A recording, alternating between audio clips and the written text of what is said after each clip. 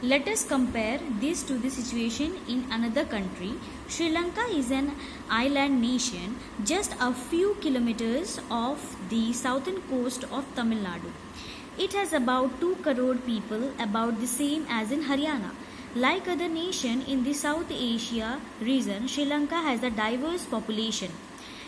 The major social group are the Sinhala speaker and the Tamil speaker. So in Sri Lanka also, the people were divided into two different groups. The first one is Sinhala speakers, they were of 74%, and the other one is Tamil speaker, and their percentage was 18%.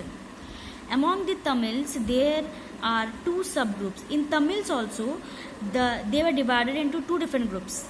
Tamils native of the country, that is Sri Lanka, are called Sri Lankan Tamils, and their percentage was 13%.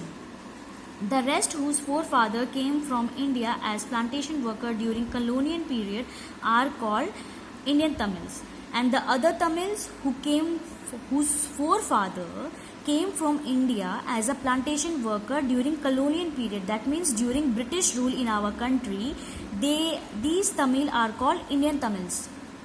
As you can see from the map, Sri Lankan Tamils are concentrated in the north and east of the country. Most of the Sinhala speaking are Buddhist. So we can say that the Sinhala speaking, they follow Buddhism, while most of the Tamils are Hindus or Muslim, and other Tamils either they follow Hinduism or Muslims, or they were Muslims. There are about 7% Christians who are both Tamils and Sinhala. So there were 7% of the Christian people who were both you can say Tamils and Sinhala.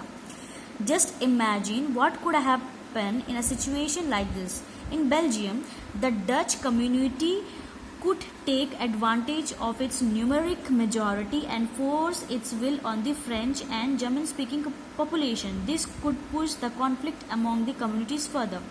This could lead to a very messy participation of the country. Both the sides would claim control over Brussels. So in the you can say in Belgium also we have studied how the French speaking community were dominating the Dutch speaking community, right? In the same way, in Sri Lanka also, the Sinhala community enjoy an even bigger majority and could impose its will on the entire country. So it basically means that in a country who are more rich, or you can say who are more power, they have more authority to the other community who are, you can say, less rich, or you can say they are poor.